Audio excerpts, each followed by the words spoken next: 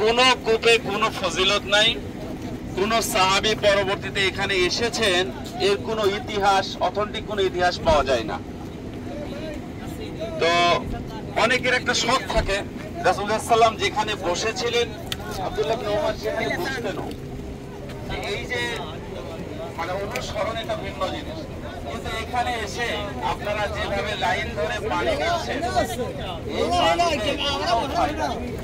নিচ্ছেন বরং কেউ যদি বরকত মনে করে পানিটা নেয় তাহলে আপনি নিলেন না, কিছুই হলো না, বরং এই বরকত মনে করে নিলেন এটা বরং গুনাহ হবে। কারণ এখানে কোনো সাহাবীদের পক্ষ থেকে কোনো কথা পাওয়া যায় না। আর রাসূল সাল্লাল্লাহু আলাইহি ওয়াসাল্লাম এখানে অল্প একটু সময় বিশ্রাম নিয়েছিলেন যাওয়ার পথে, আসার পথে না।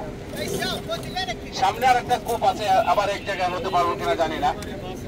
সামনে একটা কূপ আছে, ওরা ওখানেও থামাবে, বীরে শেফা নেই। তো রাসূল সাল্লাল্লাহু আলাইহি ওয়াসাল্লাম আসলেন, দেখলেন, দেখার পরে ওনার মুখের পবিত্র থুতু যখন এখানে ফেললেন, ফেলার সঙ্গে সঙ্গে কূপটা পানিতে ভরে গেল। সুবহানাল্লাহিল আযীম ওয়া বিহামদিহি।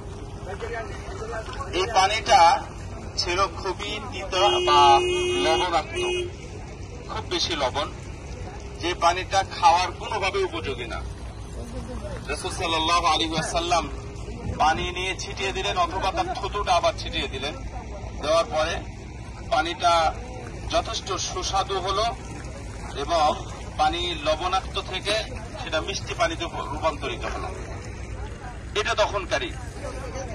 এবং সাহাবীরা বলেছেন সেই সময় বেশ কয়েকটা কূপ আছে কিন্তু ইসলামের ইতিহাসে, বিহরে বুদা, বিহরে রোয়াহা, বিহরে মাউনা, এসব অনেকগুলো কূপ আছে। তার মধ্যে বিহরে শিফা, এটা শিফা নামকরণের কারণ হলো সাহাবীদের ওই সময় অনেকে বিভিন্ন অসুখে ভুগতেছিলেন, বা কোনো ব্যথা অথবা কোনো পেট পীড়ায় ভুগতেছিলেন। রাসূল সাল্লাল্লাহু আলাইহি ওয়াসাল্লামের এই পড়ানো পানি তারা খেয়ে তৎক্ষণাৎ তারা আরোগ্য লাভ করেছে। এটাও সত্য কথা, এটাও হাদিসে আসছে, ইতিহাসে তো আছে, এটা হাদিসেও আসছে। তখন থেকে এই জায়গাটা বা এই কূপটার নামকরণ করা হয় বীরে শেফা। এটা তখন বীরে শেফা হাদিসে আসছে শব্দটা, কিন্তু এই পানিটা এখনো শেফা আছে কিনা এর কোনো প্রমাণ হাদিসে পাওয়া যায় না।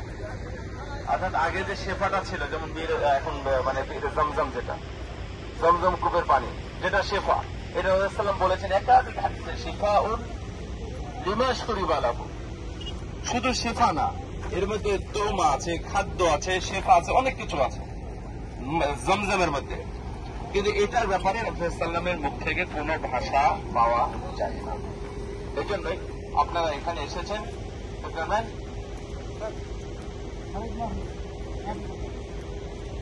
ও স্যার, স্যার, তো এখানে আমরা এসেছি আলহামদুলিল্লাহ। রাসূলুল্লাহ সাল্লাল্লাহু আলাইহি ওয়াসাল্লাম এখানে এসেছিলেন, এখানে থেমেছিলেন, এখানে পানি পান করেছিলেন, সাহাবীরা এখানে অবস্থান করেছিলেন, এবং এই পানি তারা খেয়েছে। যতগুলো পাত্র ছিল পাত্র ভরে নিয়েছে, পানি ঠিক ওইভাবেই ছিল, পানি কমে নাই।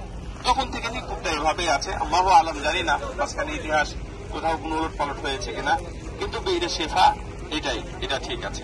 ওয়াফাকাকুমুল্লাহ। কারো কিছু স্পেসিফিক জানা থাকলে বলতে পারেন। পানিটা তিতো ছিল, হাদিসে বলা হয়েছে পানিটা ছিল বেশ তিতো।